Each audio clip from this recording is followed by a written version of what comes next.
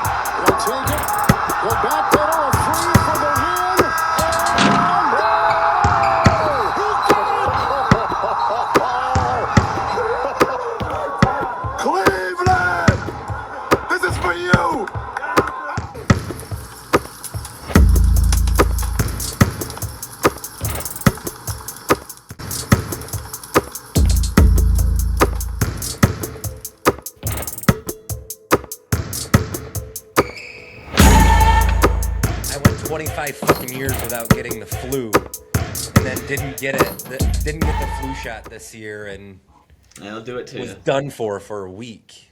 That'll do it to you. Yeah, dude, that stuff's not it. The flu is not it. No. Flu game. We got our flu game today. I don't want to say that. I don't want to take credit for it.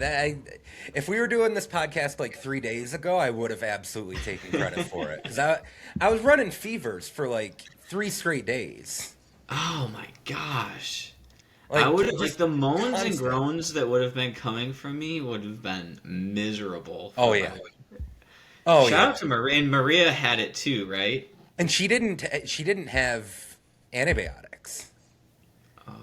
Because we were in Florida when she got it. Right. So, and she started coming down with symptoms the day after Christmas. So we had like just gotten to Florida the night before. And we had like people coming over the next day. So she was like, maybe it's just allergies, maybe it's a cold, right. whatever. And you need to get the antibiotics on board within like the first 48 hours. Yep. So she's been dealing with it, no antibiotics on board, like a goddamn champ. This is her 3rd straight day working a 12-hour shift. She worked? Yeah.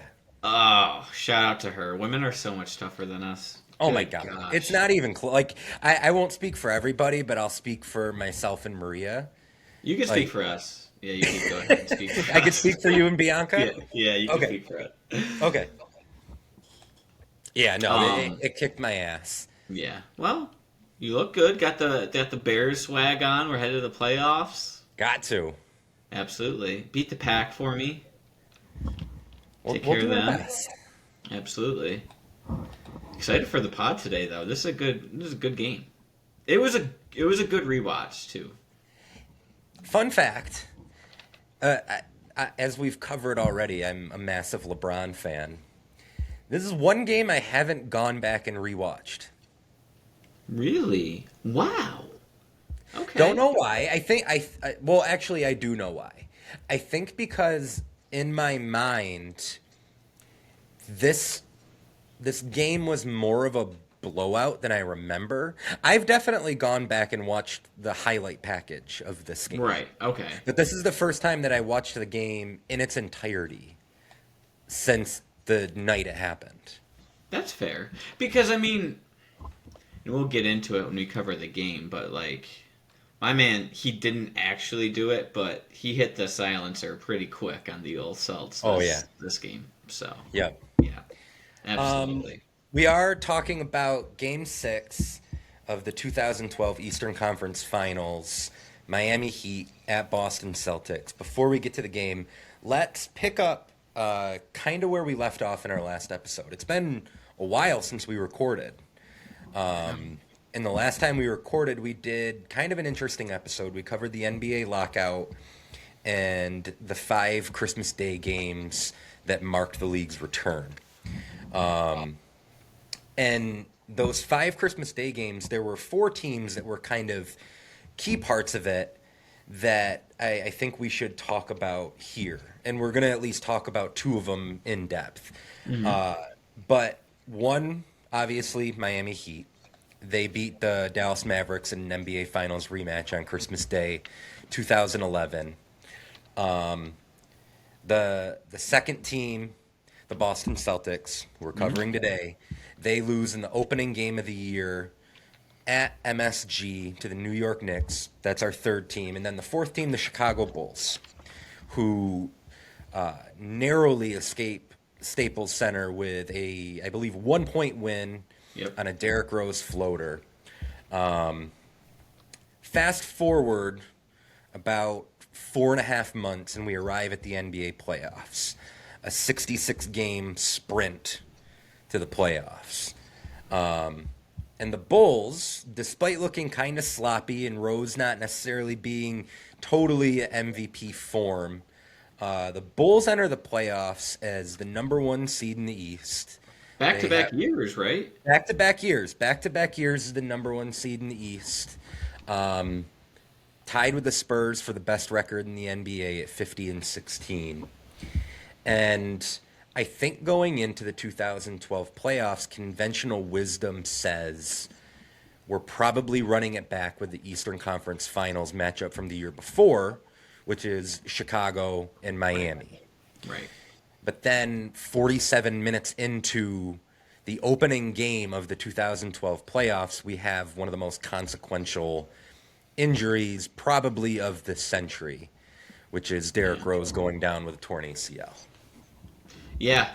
I mean, and really that's kind of, unfortunately, where his peak remained. He kind of left his peak on the floor as he was carried off. But, yeah, super disappointing. I mean, that year they were really solid. So the Bulls roster was obviously D. Rose. I believe they started Rip, and then Luol Deng, Carlos Boozer, and Noah. It looks like though Jimmy Butler starts to get a little bit more burn. I believe we talked about him previously. Yeah, I don't think he played at all in the opening game of the season. But I want to say he starts getting minutes throughout the year, and I don't have the numbers up in front of me. I don't have Chicago's box scores from the playoffs, but I think he's at least at the back end of their rotation by then. Yeah, he plays in 42 games. He averages about 10 minutes a game, so not great minutes, but some minutes off the bench. But they do have a nice bench. Like we talked about their starters, but they go C.J. Watson, which always a solid backup point guard. Korver gave them solid spacing. Taj Gibson, I feel like he might still be in the league. I think he is. He might be hanging around. Just a perennial 12-8. Yep. And then my favorite guy off the bench was Omar Ashik. I love my man's. He was solid for them. He was really like a mini Gortat. Like he was kind of like the Bulls version. So really a nice roster. Still relatively young. I have to be honest, I didn't think they were going to go to the West or to the Eastern Conference Finals that year, though. I didn't either. I'm on record, actually, before the playoffs started. I just was terrified of Boston. And we'll get to why eventually. There's one specific game that we're going to get to once we get into Boston. But I'm with you. In part, not only because I was afraid of Boston, but because really all season long, Rose didn't totally look like he was at MVP form. He only played in 37 games, so he was missing a pretty good chunk of time. If you were going to make the case for Chicago, it was Dang's best year. He makes the All-Star team for the first time that year. And like you said, they're probably deeper than any other team in the East. They're deep, If you want to make the case for Chicago, that's where it is. But with a minute and 22 seconds left in Game 1 against the Philadelphia 76ers, Rose goes down with a torn ACL, which opens the door for Philadelphia to become the 5th-8 seed to win a first-round series, joining the 2011 Grizzlies, who we covered a couple episodes ago, The '07 We Believe Warriors, the '99 Knicks, shout out Charlie Ward and them boys, and the '94 Nuggets with Mutombo holding the ball up above his head. So that then, I guess we're speeding through this quick, but this opens the door for a Celtics team that I think a lot of people, not you and I, but a lot of people at that point look at that team and think, okay, their championship window is closed. Yep. Their big three is starting to age out. They don't have the depth that they did in 2008, or really even 2010 when they made a surprising run to the finals. They're only 39-27 at season's end, but they get by Atlanta in round one, and then we get the Uncut Gems series in round two between Boston and Philadelphia, where Howard Ratner just puts it all on the line. Come on, KG, this is no different than that. This is me, all right? I'm not a fucking athlete. This is my fucking way. This is how I win, all right? All the fucking hard work I do. No, I mean, really, I think people were looking at the Celtics and they were viewing them through the lens of the big three. And they were right. They were cooked. Like, yeah. I shouldn't say cooked, but they were no longer, in my opinion, capable of leading their team to a championship or even a championship run. But, and I think we're on the same page here, at this time Rondo is top 15 easy to me. I think you have him top 5. I'll say top 10, but I think there's probably no argument in top 15. And just the way that he played with their older core gave them a real chance. And to me, that was the scariest team. He was like a music conductor. It just felt like he was like at the top of the key, and he's just kind of like pointing, okay, I'm going to have Ray come off a floppy. I got Paul over here. I'm going to hit Garnett with a slip. I got big Brandon Bass eating protein powder in the paint. I'll get him some dimes.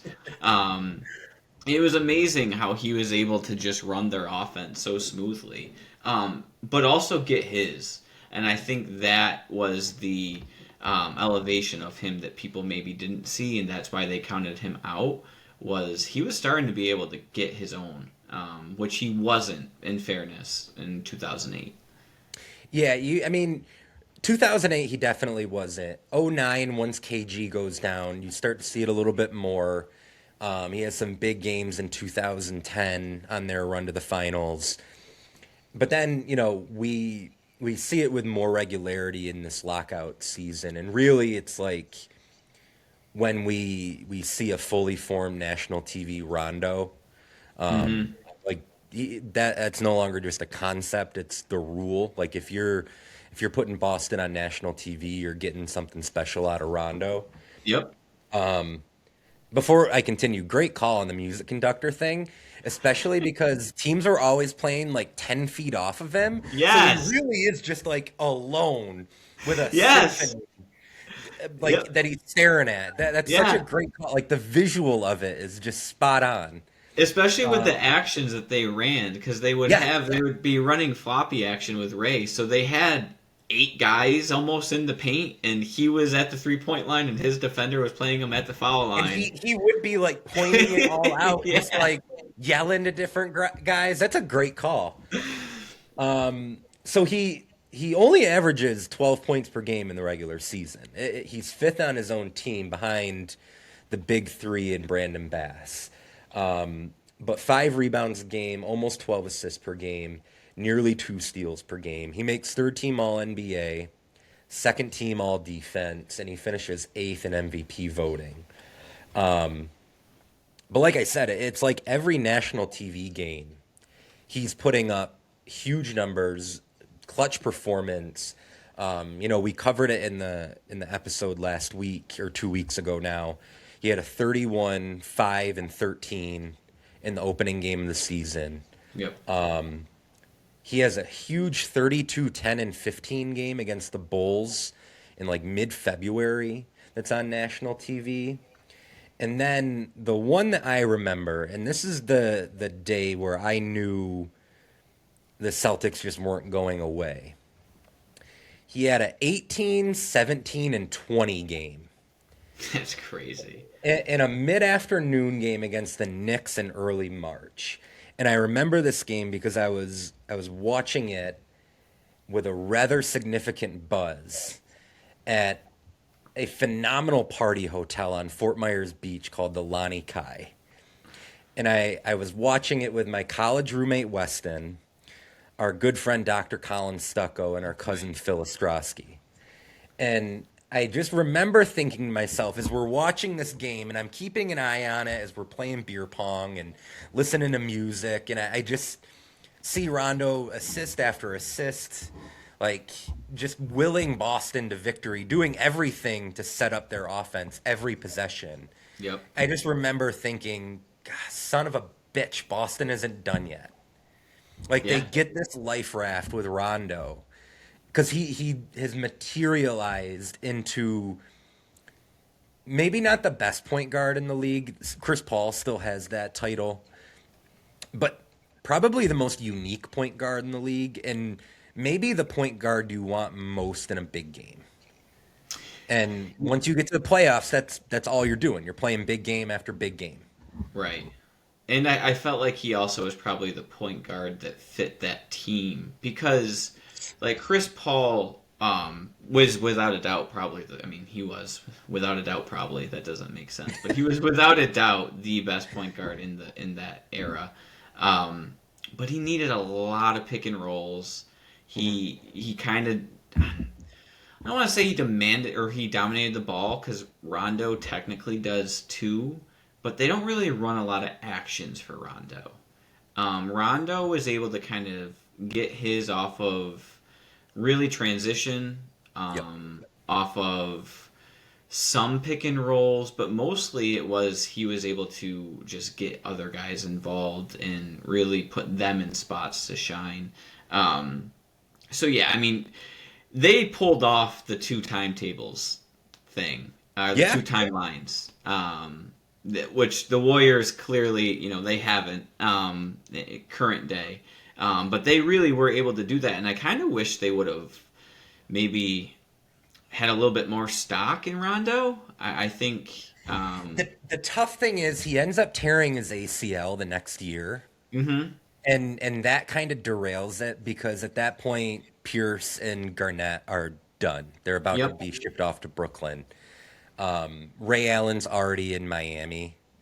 I think that there's a world where if he doesn't get hurt and they can package Garnett and Pierce for maybe something a little different than they got from Brooklyn, or maybe they just, it's the Brooklyn thing, but Rondo remains in Boston as like the one holdover from that team. I just think the knee injury, that the end of the Garnett and Pierce era, like they don't do a good enough job of blending it where if he stays healthy, maybe they do. Yep, I don't know. That's fair. And I mean, he comes back and has productive seasons after. But I get their point of view of it's scary, right? I mean, you have the one remaining piece coming off a torn ACL. You probably are looking for, all right, let's get our draft picks. And they hit on him, and it worked for them, so can't really, argue it too much. The one stat that stuck out to me, and in current time, obviously, but more so looking back on it, in his last 23 games, he had over 10-plus assists in every game. I saw that. That is insane to me. He had a 20-point or a 20-assist game against the Hawks in a win. You mentioned that he had a 20-assist game earlier in the year. But multiple, 14-assist games, 17-assist games, but not one below 10. So that really just kind of shows where he was at going into the playoffs, and that, scary for the East. That's wild, too, because they only averaged 91.8 points per game that year. Right. So it's not like we're watching the Pacers go up and down, and it's like Right. Halliburton, Right. they're scoring 120 points per game, and he not taking shots at Halliburton by any means, Right. but like just different era. Yeah, So the and I fact that mean, Rondo's averaging damn near 12 assists per game and has 23 in a row in double digits, that's insane. and a lot of them were threes. So you're Yep. thinking, I mean, how many points is he producing per night? I mean, obviously, what, 12 points, 12 assists, but there could be six threes. I mean, it's over 33% of their team's offense just off of him. More than that, probably closer to 40, I would assume. And really, I would bet too, like if you look at the effective field goal percentage, like how many of those were either threes or the lobs over the top Yep. to either KG or Bass, where you're getting just wide open dunk, wide open layup. Yep. Yep. And Like that he- was another giving thing them too. the most efficient shots. Exactly, and he was able to also increase his efficiency that year. He shot about 48% from the field. So when he had the ball, the Celtics were going to get a good look every single possession, and that's that's what stood out to me in real time. The 23 assists or the 23 straight games of double-digit assists. Looking back on it was like shocking. But in real time, it just felt like anytime he had the ball, they were going to get a good look. Doesn't mean it's going to go in, but there's going to be a good look. And he was able to do that throughout the regular season and even probably go up in the playoffs. So Like a damn Beethoven out there. it's crazy. So second round they end up beating Philadelphia in 7. On the other side of the bracket, we have Miami who beats New York in round 1, which was kind of a series that everyone wanted to see. You wanted to see Yep. Melo and Amari against LeBron and Wade and Bosh. You wanted to revisit the late 90s, early 2000s Heat Knicks rivalry. That series really doesn't end up being anything all that spectacular. Miami wins 4-1. But then, their road to the East Finals isn't necessarily easy. They get tested in what at the time was sort of a surprise, but you look at the next 2 years and it kind of makes sense. They're trailing 2-1 against Indiana in round 2.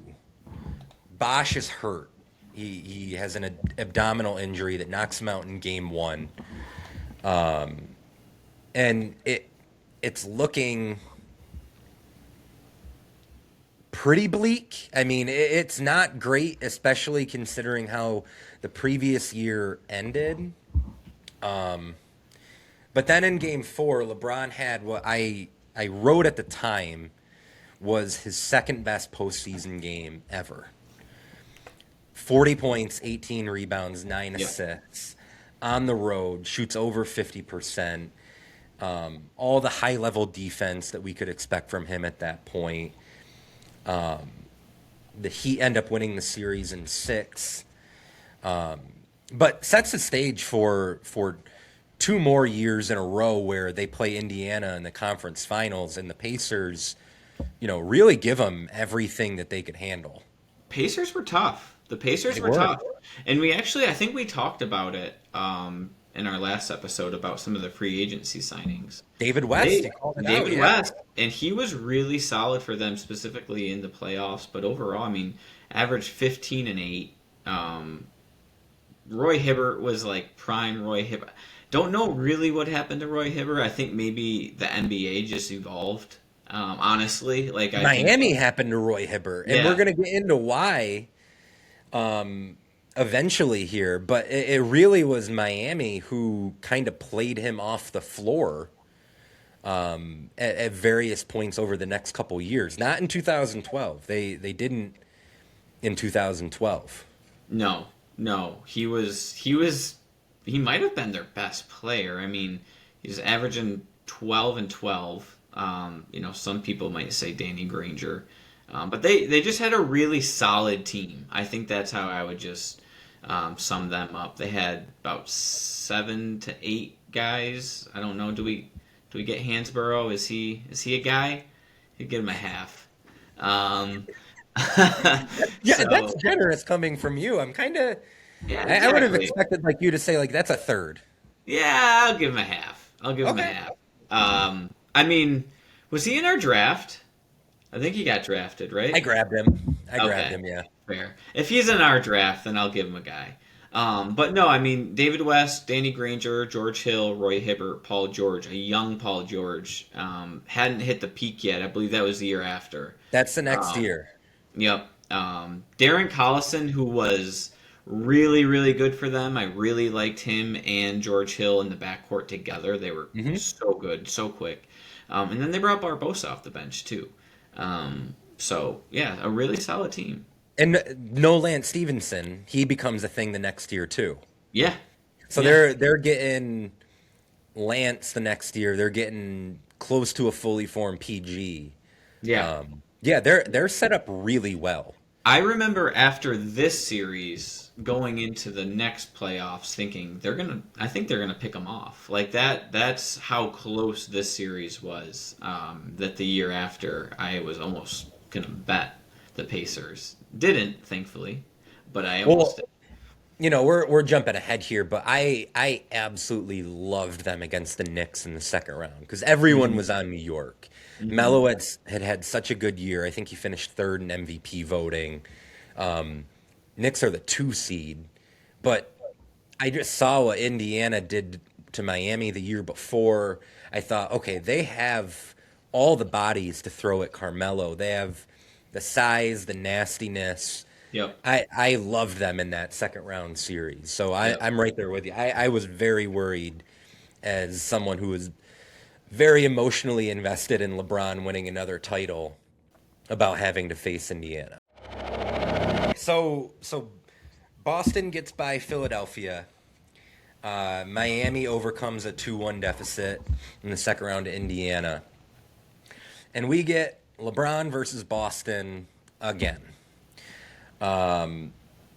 So at this point, LeBron has lost to the Celtics in 2008 in a 7-game series where he pushes the Cavs way further than they had any right to go with that. I mean, that roster was worse than the roster the year before when they went to the finals.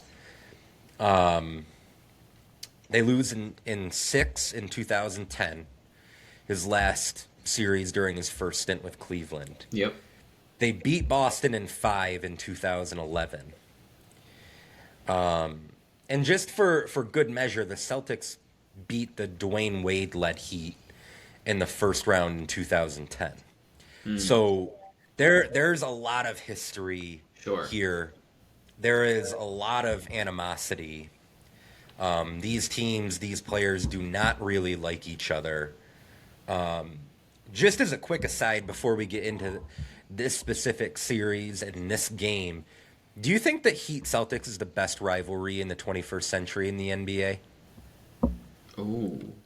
I know we didn't like talk about that as a topic beforehand, but as I was doing my research on this, I just got to thinking because they've played in the playoffs 7 times since 2010. Because they had the Based on- back-to-back years in Right. 2010, 11, 12. Then they go 2020, 2022, 23, 24. Yeah. Yeah. I kind of forgot about like the Jimmy Tatum stint. Those were great series, too. They were. Even the bubble, that was great. Oh, yeah. I feel like I'm just biased. The only other one I could think of would be Golden State and Cleveland. Just because you go to 4 straight finals. Fair. I don't Yeah. know which one's more impressive though. You play them basically twice the amount of times in the playoffs, but it's 4 times in the finals. No, I think that's the top 2. Yeah. Yeah. Yeah, I think that's fair. No, good call. Okay, so quickly through this series, we go back to Rondo because in game 2, he has just a gem of a game in Miami. It goes to overtime. He plays all 53 minutes. He scores 44 points on 75% shooting. He's 10 for 12 from the free throw line, historically below average free throw shooter. He adds 8 rebounds, 10 assists, 3 steals, and I believe only 3 turnovers in 53 minutes where he is conducting the entire Celtics offense like Bach. But it's a one. I've named the 2 conductors I know at this point. So I'm out of conductor references for everyone scoring at home. Oh, that's awesome. 115-111 Heat win. Miami goes up 2-0. But this is a noteworthy performance because now there's a track record where he is either the best player or the second best player routinely in games or series against LeBron and Wade. Yeah. And not only the best or second best player, he every bit believes he is as good as those guys. There is not any bit of back down or hesitancy in him at all. And it just time after time shows up with him. I just remember coming out of that game being so amazed by the way that he played. And the shooting wasn't going to always be replicable. Right. But man, when his mid-range jumper was on, and that's really all they needed him to do, because he could step into 18-footers and teams were going to, hey, knock yourself out. When that jumper was falling, he was just sensational. Yeah, I just felt like when watching him, he was like always going downhill. Like, he was never on his heels. He was always the aggressor. He was always trying to put the defense in situations that, would compromise them, and there would be an open player because of that action. But like you said, his confidence level was through the roof, which probably should have saw it coming, just in the fact that he did win a championship with 3 older guys who I think thought we're the big 3, we're the reason we're here, we're the reason we're going to win. And even in 2008, he really kind of was their general. Yeah. And, those 3 were their big 3. And in 2008, it was a clear-cut big 3 in everybody else. But they really did a good job of empowering him, like giving him the keys early. Yep. Not only them, but Doc, like empowering him to say, okay, we're running this very specific offense, kind of tailored to you. Yeah. And I feel like that probably did wonders for his mentality going into these national TV or prime time, whatever you want to call them, games. Absolutely, just his career growth, and you saw him get better year after year. His shot making, especially, he was always a really good playmaker, but year after year, he was able to knock down more consistently that mid-range jump shot. I think the thing that slept on most, though, is his 2 things: his rebounding, yes, which, when he got a rebound and they were able to start a break right off that, that was huge for them, because they really, especially, as the older 3 got older, they did struggle to score a little bit more in the half court. So him getting a rebound and able to push and try to get some easy looks in transition was huge for them. But also, I thought he was an amazing defender.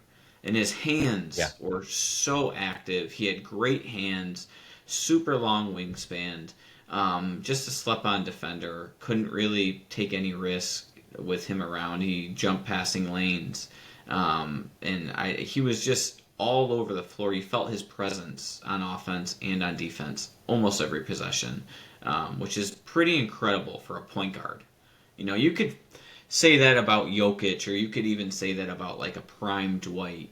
But to say that about a point guard, you don't usually get that, where you feel their presence. And like a 6'1", 175-pound point guard. Right. It's not even like we're talking like a big, Right. like, Nope. physically imposing Right. guard. No, he's not Derrick Rose. No, he wasn't super athletic. He wasn't, not Derrick Rose, not Russell Westbrook. No. But you're right. There was he had a way of imposing his will on a game that is just super rare for a player of his stature. So yeah, he was great in game 2, but the Heat go up 2-0. Boston wins the next 2 back in Boston. Game 4, LeBron fouls out. The only postseason game in his career where he's fouled out. Wade misses a potential game-winning 3 at the buzzer in that one. But then game 5, it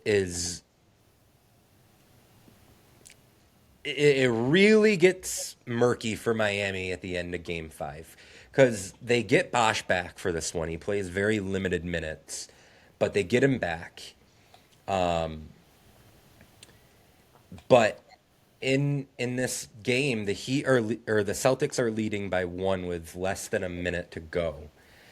And Pierce knocks down a 3 right in LeBron's face. And after he hits it, he's trotting back down the court, shaking his head, got a smirk on his face. If my lip reading is right, he's yelling, "I'm cold-blooded."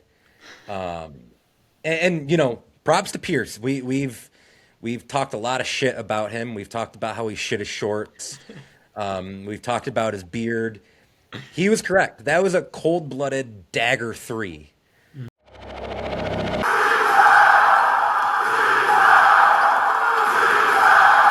Pierce for 3. Let's go. Paul Pierce from way downtown. And Boston leads by 4. Big three-pointers here in the fourth quarter. Pierce staring down LeBron James and then rising up against a contest and puts it right down the middle. Struggling all night long with his shot. One of the underrated clutch players in the NBA. I thought the series was going to end going to game 6. What did you think in the moment?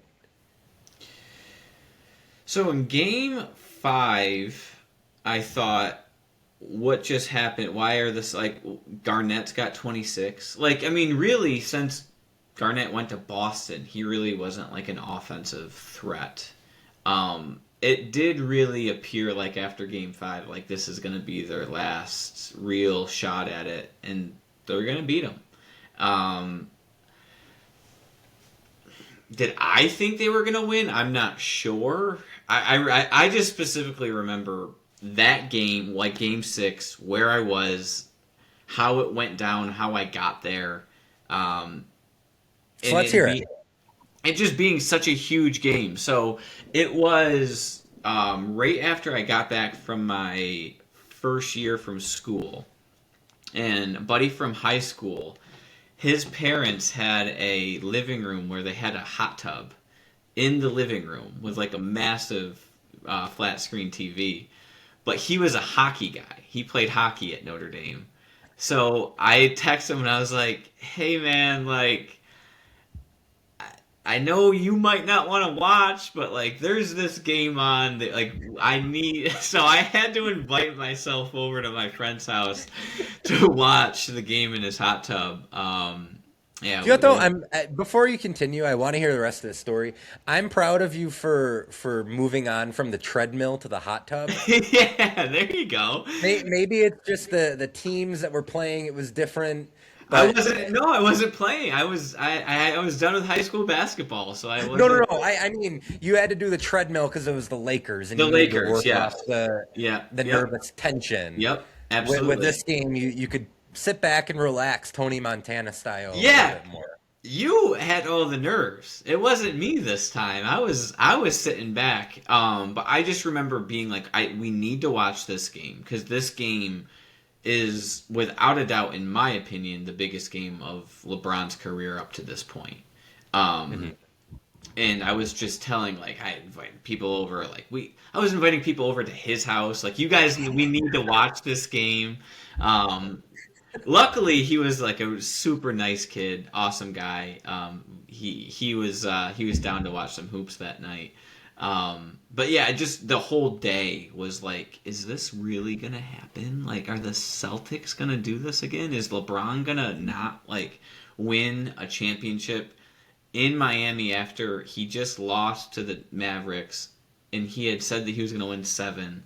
Like, this is going horribly wrong. How? So yeah, the whole day that was my day. First, getting the place where we could watch it, and then texting people to come over to someone else's house. So yeah, That's fantastic. yeah. I don't know if I've ever done that, but then again, I for sure haven't had a friend who had a hot tub in their living room. So That was never it was really had. wild. It was awesome. It was awesome. Yeah, it was Who good. who was it, if you don't mind me asking? Yeah, it was Dylan Versage, who was like our best hockey player at Notre Dame. Okay. Like, huge hockey guy. But he lived in Batavia, and he had this huge like family room, and in the corner there was a hot tub that was like built into the floor. That's awesome. Yeah, so we watched that game, and I think we watched like most of the finals after. I was like, all right, well, since this is like a thing, let's keep this being a thing. Yeah, he was nice enough to let us do that. Shout out to the Versages. So in our planning meeting, you said something along the lines of, I don't know if LeBron comes back from it if he loses game 6. How bad exactly do you think it could have gotten for him? I still think he catches hate for it if it doesn't happen. Because I think if he loses this game, I think the Heat experiment explodes. But yeah, I think he would be, casted as the guy who couldn't win the big one. He had all the awards and accolades at that point. I mean, I think he was a 3-time MVP at that point, 7-time All-Star. But he did have bad losses, and he had the loss that ran him out of Cleveland to Boston, and now he has this loss. And are they going to run him out of Miami? It wouldn't have tarnished his legacy. He would still be, without a doubt, to me, top 5 greatest players of all time. He'd still have the scoring record. He would win a championship eventually. But I think had they lost this game, it would have been really bad for him. Which leads me to, what was your day like? Because I don't know if you were thinking about the depths as much as I was of like how bad it could be. You were probably, I would think you would probably be more thinking about, well, we just got to win this one. But what was going through your mind? I could only imagine. I'll be completely honest, and this is really weird. This is one where I don't really remember the day leading up much. Okay. I remember, and I don't know why, because I have a very weird ability to recall like strange things about certain days, like the meals I had, and I went to the fucking Yellow Goose earlier in the day and got Right. whatever. I remember that about the 48 special. I remember every single bit of the day. For Game 7 of the 2016 finals. I remember the day leading up to Game 6 and Game 7 of the 2013 finals. I think that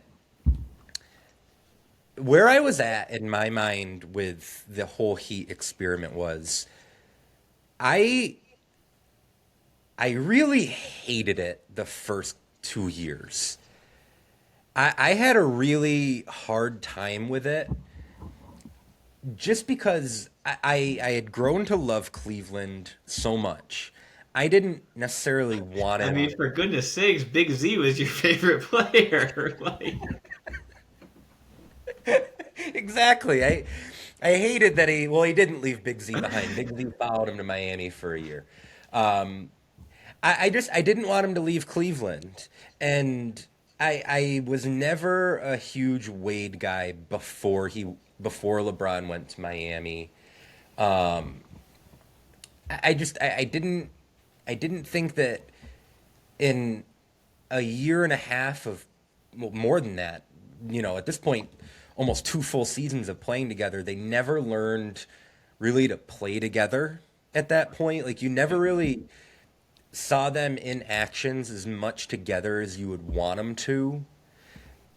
I was, even at the time, like, I corrected people like, no, I'm not a Heat fan. I'm a LeBron fan. Okay. I think that up until this game, I didn't fully embrace the Heat era, and from this point on, I did, because it was the first time to me where it felt like, okay, this is without question his team, and it should have been. Yep. And it should have been. And I've said it before. Props to Dwayne Wade, because he could have been hesitant to give the keys to LeBron, because going into the 2010 offseason, Wade was probably at worst the fifth best player in the league. He had already brought a title to Miami. He was beloved in that city, but he selflessly let LeBron have the keys. But I felt like it came at this point in this season on that specific night. So if I had to guess what I was doing throughout that whole day, I was probably stewing and being a huge asshole and just waiting for the loss and knowing that I was going to be miserable because it was Boston. But, like, I remember everything about Game 7. I remember where I was for all the games in the finals against Oklahoma City. But it's like, for this one, I was, like, blocking everything out. Because I just was so angry that this was how it was going to end this season. That'd be my guess. That'd be my guess of how the day played out. That's awesome. That's a really good point, though, about Wade and LeBron. And I think what makes it probably more selfless is the fact that they didn't play well together. So when you hand the keys to a guy, it's not like, okay, I'm going to let him, dominate the ball, but I'm going to be coming off pin downs, or I'm going to be spacing the floor. Like, Wade wasn't a great shooter. I think that's what made the LeBron, Kyrie, the LeBron, like any LeBron teammate who could space the floor, it's easier to give him the keys because he's going to get you an open look. The look that he's getting Wade is something he's not comfortable with. So for him to do that, I agree. And yes, Wade was a top 5 player. LeBron was the best player. So it certainly needed to happen. But it did take a lot of sacrifice on Wade's point to do that, without a doubt. A lot of sacrifice on Wade's part. I just felt like the back half of this season in 2013 for all of that season, when the Heat were just so damn good. I mean, they win 27 in a row at one stretch. He's doing all the, like, cutting and playing in the dunker spot and picking his spots when LeBron, is either on the bench or, doesn't have it going. I gained a real appreciation for Wade in the last couple years there. Right. But up until that point, I didn't. I was bitter about it. They figured out those slot cuts. Yes. Like a drive baseline, one of them was coming from the other slot, and it was either an oop or a bounce pass, and get out of the way. Like, don't find me and help. One other thing that happened, too, that kind of under the radar, I think, helped establish the way that the Heat were going to play. Bosh getting hurt incidentally forced them to have to play small. Yep. And from the point that Bosh comes back, he's no longer a 4. He is playing the 5, and they're playing LeBron and Battier and LeBron and Mike Miller. They are always spacing the floor with LeBron. It's not Wade and Udonis Haslem and Bosh and a point guard or Joel Anthony. Like they're playing with more space. And that's something that they really had to pivot to out of necessity with Bosh getting hurt and then having to deal with Indiana. Having to deal with Hibbert and get him out of the paint. Yep. But those things kind of came together by accident, almost. But yeah, I mean, I think if the Heat lose this game, Bosh is almost certainly traded, and that would have been a panic move.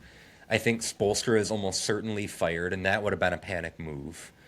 But that isn't what comes to happen. LeBron had other plans. That's a fact. So Game 6, the starters, Mario Chalmers, Dwayne Wade, Shane Battier, LeBron James, Udonis Haslem for Miami, Rajon Rondo, Ray Allen, Paul Pierce, Brandon Bass, and Kevin Garnett for Boston. For the record, even though LeBron's legacy and career is on trial going into this game, he's averaging 32, 10, and 4 through the first 5 games of this series. So doing pretty good for himself. That's what I mean by, like, it's stupid when people say you can't win the big game. It's like he would have been criticized for it and it would have hurt his career. If you watch it, though, you see the greatness. The funny thing, just to kind of piggyback off of they went small, the first note I took was, to me, this is LeBron's physical peak. I would say his last 2 to 3 years in Miami. Physically, not his peak, but his physical peak. He jumped center. Yeah, he looked like he was about 300 pounds. He was moving faster than I've ever seen him move. His physicality and it was just off the charts. No, I agree with you. I do think that this was his athletic peak. Yes, for sure. I mean, he is just an absolute specimen. Tank of a human being. Yeah. But my first note was that he jumped center. I was like, I mean, obviously Bosh was hurt, but just incredible. It was like I was watching a high school game, and he was the good player on the team. But then, he starts off the game and he actually misses his first shot, which, is, he misses a shot. But then when you go further in the game and it's like, well, he's only missed one. It's just crazy to think that the first shot that he took, he missed.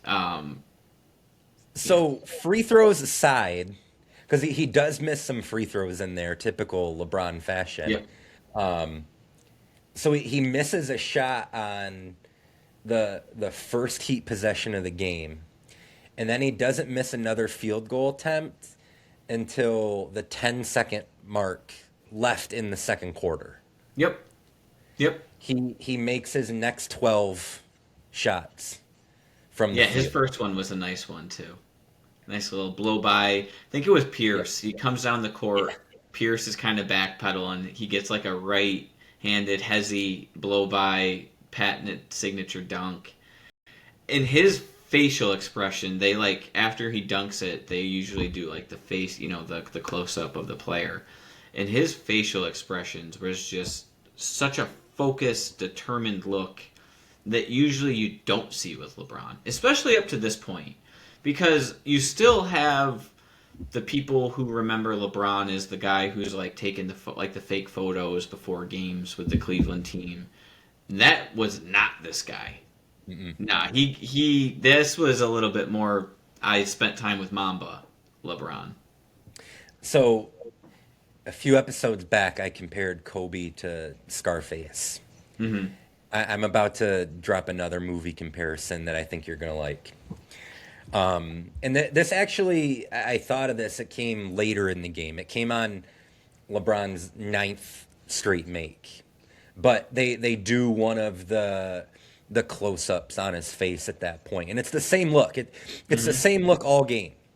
It is just stoic, expressionless. And on the rewatch, it immediately made me think of the moment in The Silence of the Lambs where Dr. Chilton is talking to Clarice before she meets Hannibal Lecter the first time.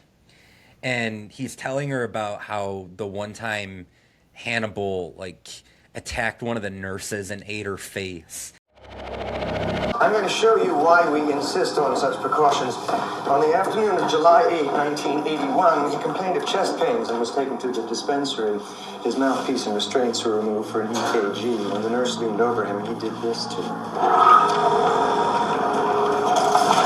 His pulse never got above 85, even when he ate her tongue. And it made me wonder what LeBron's pulse was throughout this whole game. Right. Because he devoured Boston without an expression on his face the entire time. No. It was almost chilling to watch. Yeah. No reaction really to any basket. No holding the hand up, no fist bumping, nothing. It was nothing. It was just work. And he did. He had a stoic. I was gonna say killer, in my notes, but I was like, I don't know if I want to label LeBron a killer, but that's the look that he had on his face was like. I mean, I just labeled him a cannibal, so. Fair. You're safe. The look on his face, he meant business, and it wasn't like I'm off to a good start, now I could coast. It was I'm here for 48 minutes to make their lives ever living hell. Yeah. Why isn't that something we track? That would be something. They track how fast guys run, the distance they run, the shot distance, and all this stuff. Give me what the guy's pulse is in a clutch moment. Yeah, I would love to see every single game-winning attempted basket, what that player's pulse was. And to see if there's any correlation. Because maybe there's not. Maybe there's none. And Jordan's heart rate was through the roof, and he just made all of them. I don't know. Yep. It'd be awesome to see. That's the single coolest advanced stat that they don't do. That would be sweet. Right? That would, and to say yeah, I'm cold blooded and I got stats to prove it would be awesome. I could back it up. But no, I mean, so to get back to the game, he misses his first shot, gets his dunk to kind of get his game going. But a couple other notes that I had in the first quarter was, and it was something that you already touched on about them going small. Battier was really, really good for them. And he was good for them because I thought he was, at that point, still a good defender. He wasn't a great defender, but he was a good defender. He was a really good floor spacer, but he didn't want the ball. And what I mean by that is he'd take his shots, but if he wasn't going to shoot, he was getting off it. There was no type of, let me hold it for a little bit. I just felt like he knew exactly what his role was. You had Haslam, who, is the ultimate heat guy. And Chalmers was a solid shooting point guard. So I just felt like they had a better fit this year than they did previously. And I thought that Battier was a huge reason for it. Battier's not on the big Z tier, but he's among my favorite LeBron teammates.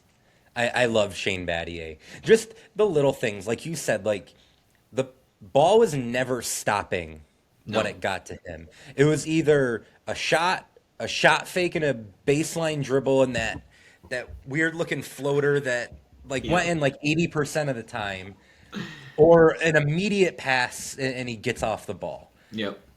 I thought that even if he wasn't the on-ball defender that he was in the previous couple years, really good team defender, always in the right position. He long arms, really good underrated kind of rim protector for a team that didn't have a traditional rim protector. No, Battier was great. I had in my notes that he gave them great minutes. I thought Bosch, for as limited as he was playing in only his second game back and still dealing with the abdominal injury, I thought he gave them really good minutes when he came in off the bench. And we're gonna obviously tailor this conversation to talk about LeBron because that's the story here. But just comparing the two benches for these two teams, Yeah. it's pretty noticeable how much deeper Miami was than Boston. It's not like Miami has guys who could they don't have a Lou Williams or a Jamal Crawford coming off the bench who could get you 20 points, but they have guys who have very solid roles and know their roles and play them well. While Boston, their first guy off the bench is the steamer. They bring in Greg Steamsma off the bench pretty early in this game. You don't like Keon Dooling? I mean, you got Keon Dooling, Marquise Daniels, Mikal Pietris. I mean, they're scraping the bottom of the barrel by 2012. 4 years earlier, this was a team with James Posey and P.J. Brown and Sam Cassell and Eddie House, established vets who, it's kind of the Miami mold. You know what you're going to get with all these supporting cast guys. And that's what you get in a guy like Mike Miller. Mike Miller, exactly. Yep. Mike Miller. Even as a rookie, Norris Cole kind of picks his spots well, and he gets folded into the rotation more in his second year. But they built the right kind of team around LeBron, but it almost comes together by accident, like I said, because they're forced to play small. Right. Yep. So yeah, LeBron's first bucket, that semi-transition dunk where he blows by Pierce. But he's scoring on in a bunch of different ways, and it's predominantly coming on the left side of the floor, but it's mid post, it's low block. He's his second bucket of the game is a one jab step jumper over Pierce. He's getting buckets in all different spots on the floor. The whole offensive repertoire is on display. Absolutely. It's funny, LeBron, I don't think anyone would say LeBron is a great shooter. Even he's gotten to be a very good shooter as his career's progressed. But one thing is when he's on a heater, he might be one of the more unique shooters because they're lasers into the basket. There's very little arc, and it's just crisp. And that's what it was right from the get-go. Yeah, I mean, he hits 2 jumpers, and then I think he gets an and one to end the quarter. Miami goes up 10 to end the first quarter. Their defense was just... I thought their defense was a standout point in the first quarter. It just looked like Boston was so old. And it felt like there was nothing they could do if it wasn't coming from Rondo. So you got LeBron cooking on offense, and then you have this Miami team with playing smaller that's just so athletic. It just felt like they were in Boston's shorts, and they couldn't really get anything going. And that's really something that they end up tapping into the next year when they really dial it up defensively in the 2012-13 season. They're playing small.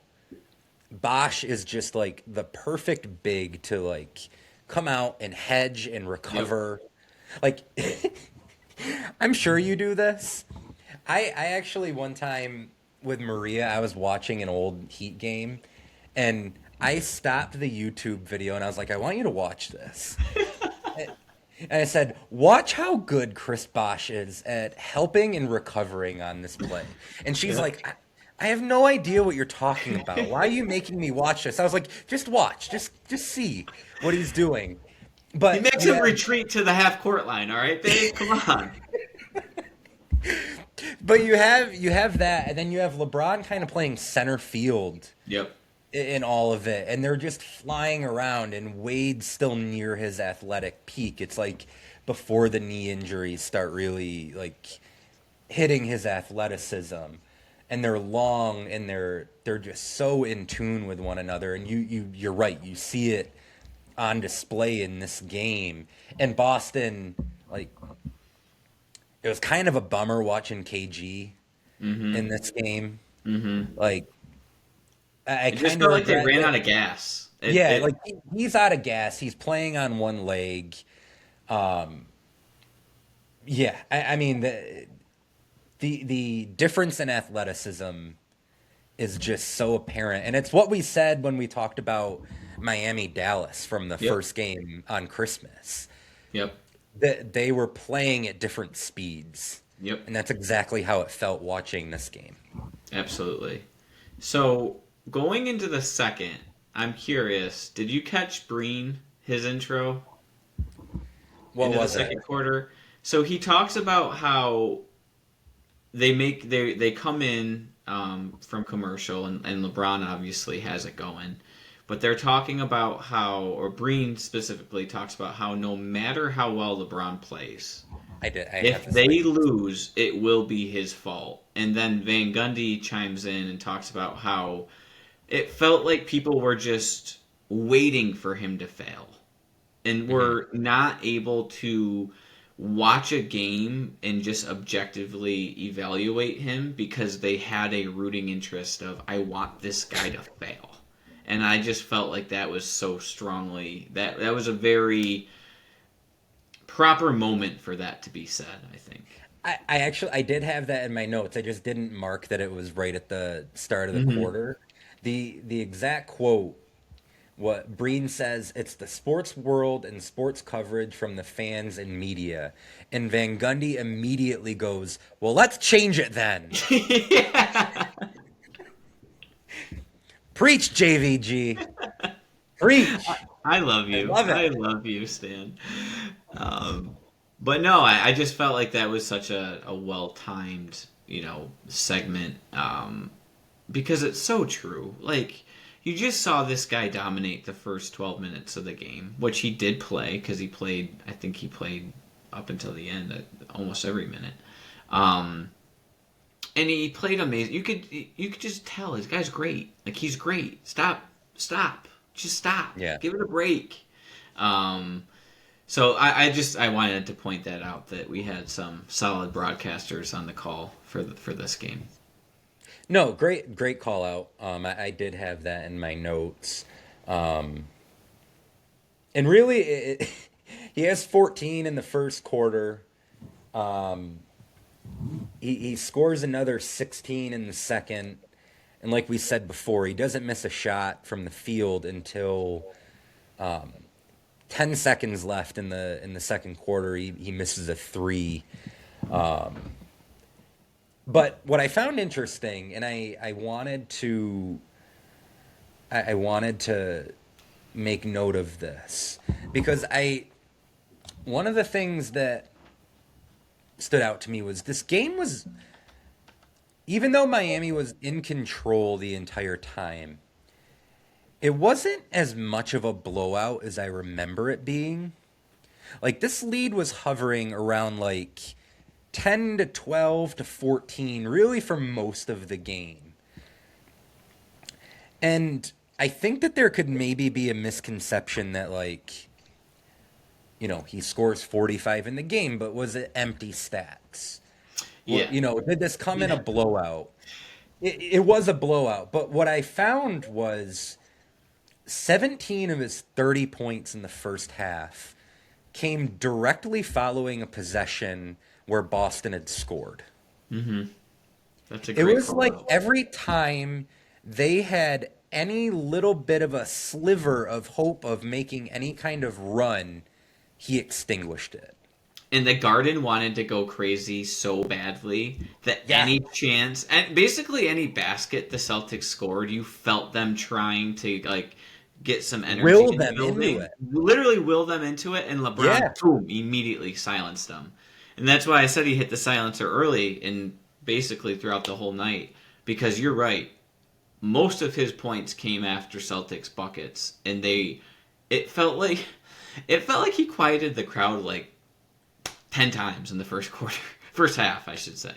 And man, it would just go dead silent. Dead silent.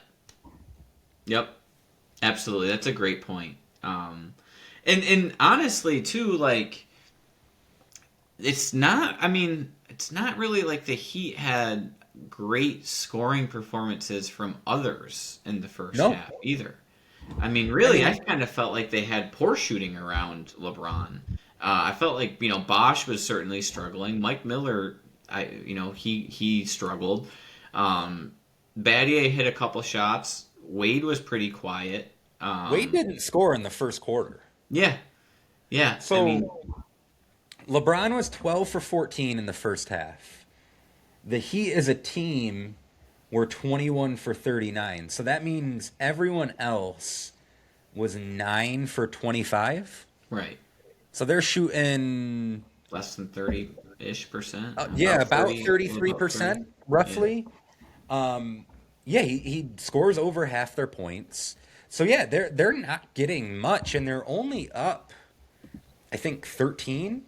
They go up 13 at halftime. Because Rondo's got 19 at half. Okay, so we're into late in the second quarter at this point. I don't know if you noticed this. They do call it out in the broadcast, but I don't remember it. And again, I probably wouldn't because I've only watched highlights. This is the first time I've rewatched this game. But there's a point where Rondo hits a runner that gives him 19. And at that point, LeBron has 27. Yep. And coming out of a timeout, LeBron gives Rondo a little tap on like the hip, and they kind of exchange a smile. And there's so much mutual respect between those two. Mm-hmm. And obviously there is, because Rondo goes to LA, and he's a bigger part of that LA title in 2020 than people, I think, remember. Yeah, I think also they practically coached the team based on some of the stories that you hear. I do. I think that they kind of realized that they weren't similar players, but they had similar minds. Yes. And I think that they respected that about each other. Yeah, I think if you ask LeBron, like, who are the handful of players who have the hoops IQ that you have, Rondo would be one of the first guys that he would mention. Yeah, I think Chris Paul's probably right there too, and it's no wonder why they're so close. So, but yeah, no, I mean the Heat are up 13 at half, and it does feel a little bit like the game's out of hand, but the Garden is just waiting for any moment to explode. LeBron hasn't let that happen yet. Now, what I will say, if we could jump to the third quarter, I kind of just came at Wade. Wade comes out, and Wade and LeBron hit back-to-back shots, and the Heat go up 17. Mm-hmm. And at that point, I'm like, oh boy, this might be a blowout. But then the Celtics come back and actually cut it to 10 with about 8 minutes left. So again, we're trying to, get something here. And then there's a mini 4-0 run by, I think, Miami. I think LeBron hits a shot in that. And the crowd goes silent again. And it's just like a constant battle between, the crowd really in Miami. That's the way it looked. Yeah, so one of the shots is a weird-looking floater that he really displayed for the first time the previous series against Hibbert. It was like the Hibbert beater shot. It just looks so weird, LeBron doing a floater. Is it like the right leg? He shoots it off. Does he shoot it off like his right leg? Am I thinking just nothing about it looks right. I don't know if it's because I don't know if it's because he's so physically imposing, and that's more of like a finesse shot. Yep. But he hits one of those. That gets the lead up to 14, but then it gets back down to 10 again.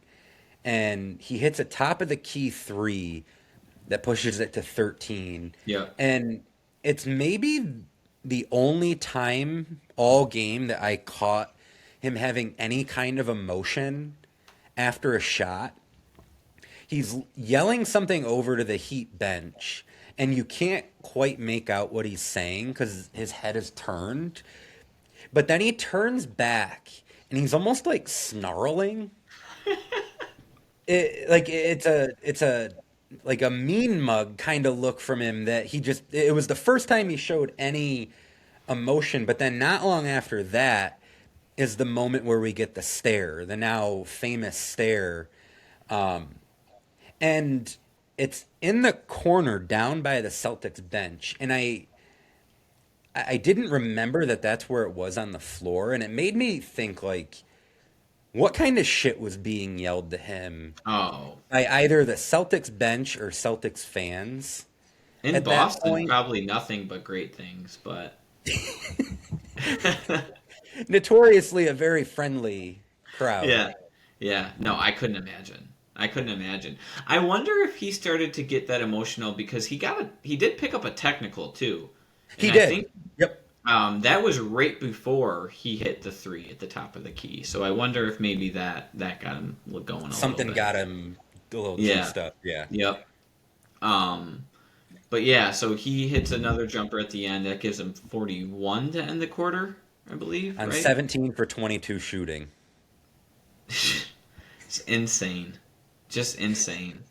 And then to start the fourth, Wade scores 4 points in a row. And I think that's when I felt like the Celtics dropped the rope. Yeah. You thinking of a tug of war and you're done. It felt like at that point they were let's just pack this in for Game 7. Yeah, because, I mean, Wade scores 8 in the fourth quarter. At that point, like we talked about, no one else for Miami is really giving them any kind of offense. Now, if LeBron's in the middle of this heater and Wade gets going, like, okay, we'll pack it in, Yep. take our shot in Miami. So the Heat win 98-79. LeBron finishes with 45 points on 19 for 26 shooting, 15 rebounds, 5 assists. First player since Wilt Chamberlain in 1964 to have a playoff game with at least 45, 15, and 5.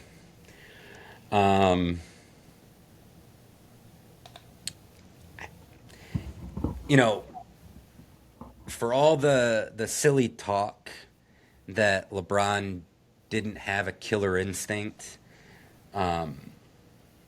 he went into the Garden on June 7th, 2012, and murdered the Boston Celtics and just about 20,000 Bostonians who were there too. It was almost as if he had taken all of the hate and the doubts and the taunts, and he finally snapped. And he didn't do it with anger. He did it with like icy precision and a blank stare. Mm-hmm. And just a shitload of buckets. Mm-hmm. And it was just incredible to watch in the moment. And again. Yeah, it felt kind of felt like LeBron wanted to be, I don't know LeBron, but it felt like when LeBron was in Cleveland, LeBron wanted to be loved. He wanted his fans to love him. He wanted his teammates to love him. And then he went to Miami, and it felt like people kind of, I don't want to say they jumped ship on him, but they started to kind of put some hate on him. Mm-hmm. And I felt like in the first year he was confused between, like, do I want to try to get people to love me again? Do I want to fill into this, like, serial killer guy? But then in this game, it was like, I don't care what you think of me. Watch this. Great point. It just, like, super, like you said, he was just focused. It just felt like he let all of the other stuff go, and he was just playing. Like, he was just in the moment. Maybe he was in that flow state that we were talking about. Because, again, when you're in that flow state, you don't got room to really worry about emotion. You're just worried about what's next. He didn't use the word flow state, but he said after the game, I don't have the exact quote, but he made some kind of reference about like he was in the sort of zone that guys get in. And clearly he was. I mean, shoot 73% from the field. Yep. In the game where I think it's fair to say, and I believe you already said it, it's probably the most pressure that he's ever Without a doubt. had on him going into a game. And this brings me to Skip Bayless, who we all know is he's made a career out of being a LeBron hater. The day after Game 6, Skip Bayless went on First Take, and this moronic, scrotum-faced ghoul said that this was the least pressure that LeBron had ever had on him in a playoff game. I put myself through about 8 minutes of a First Take segment today after I watched this game, and that was worse than the flu. Yeah, that's bad. That's bad. I would take the flu over having to do that again. Just wanted to throw that out there. I wanted an excuse to call him a scrotum-faced ghoul. That's really all I wanted to do. I kind of figured, so I was going to let you go on that because I don't have much to add. I mean, yeah, you said it. Yeah, I mean, that's just stupid. That's obviously his shtick, but not a good one. Not a good one for the NBA, which is a partner of ESPN, which, again, blows my mind. But we could just, we're good on him. I don't want to talk about him. No, I'm done. Yeah, I'm done. okay. That'll be the last time that I bring him up. I needed to call him a scrotum-faced ghoul. Okay, so this series isn't over. It goes back to Miami, and they play one hell of a Game 7. Yep. The Heat end up winning. From this point on, I think it's fair to say LeBron has Boston's number. He beats them again in the playoffs in 2015, 2016, 2018, in what might be his best postseason series ever. Mm-hmm. And then for good measure, he beats the Pierce Garnett Nets in 2014. In 41 career playoff games against Boston, LeBron has a 25-16 record, averages 29.6 points, 8.5 rebounds, 6.3 assists. Miami gets to the finals where they face a young and hungry Thunder team that just overcame an 0-2 deficit in the West Finals against the Spurs, a Spurs team that was rampaging through the playoffs up till that point. I believe they were 10-0, and then the Thunder beat them 4 straight. And really, like it felt like a changing of the guard kind of finals, where you have LeBron and Durant, and these are, I think at this point, clearly the 2 best players in the league. All due respect to Kobe, I think at this point Durant has probably passed him. And the Thunder win Game 1, but then the Heat win the next 4. After the win, LeBron says it's about damn time. I concur.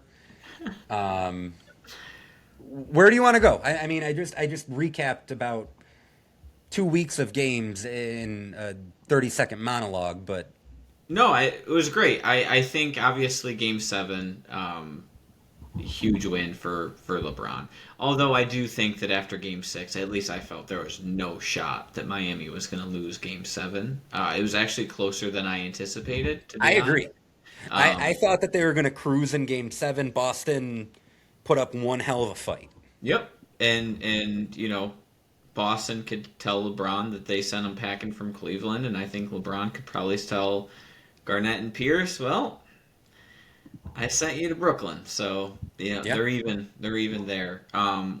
Going into the finals, we talked about it, you know, being like a fresh start. That's exactly what it was, because for the first time in what I felt was a long time, well, you had Dirk, who had just won his first championship, and now I felt like you were guaranteed you're going to get someone else winning their first championship. It's either going to be Durant or it's going to be LeBron. So you were getting away from like the Kobe's, the Duncans.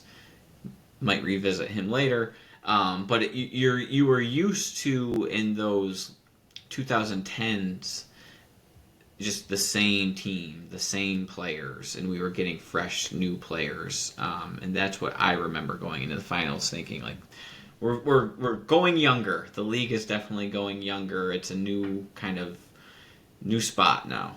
We got new guys to watch.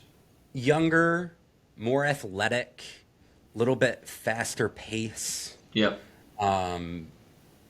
Maybe not as like ball stoppy. Yeah. Like obviously, you know, LeBron and Durant, they're great ISO scorers. Same with Wade, but like, I don't know. And I do think, obviously, with LeBron, there's negativity that follows him throughout the remainder of his career. Even to this day, he remains, I think, the most polarizing player in the NBA, and maybe the most polarizing athlete. Yeah, Maybe Muhammad Ali. I think that's a great comparison. Yeah. But I think when we get to this finals, it doesn't feel as much like a good versus evil sort of finals like it did in 2011. Correct. It's just painted as, wow, these are two awesome, young, athletic, exciting teams. This is going to be an unbelievable basketball series. And even though it went only 5 games, it really was. Like, the only game that wasn't that competitive was Game 5. Mm-hmm. The first 4 were super tight and really well played by both teams. Yeah, I mean, realistically, outside of Game 5, the biggest deficit was Game 1, and the Thunder won. Yep. So, you know, it was the OKC won 105 to 94 in Game 1, and then Miami won 100 to 96. They won 91 to 85, 104 to 98, and then they cap it off with 121 to 106 win to win it all.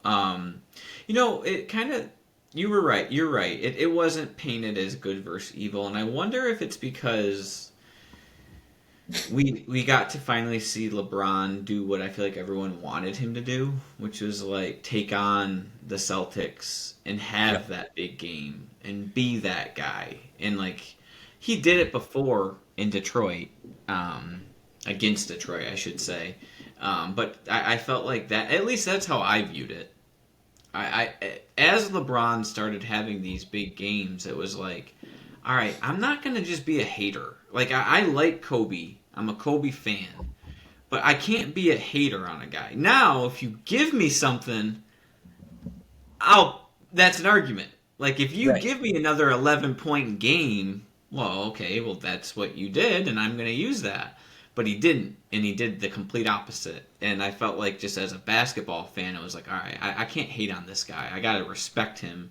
He did it. And to watch him then win and complete it, that's where my whole like perspective on LeBron shifted. It went from like constantly trying to kind of be like, well, look what he didn't do. Well, no, he did it. He's great. Let's respect it now.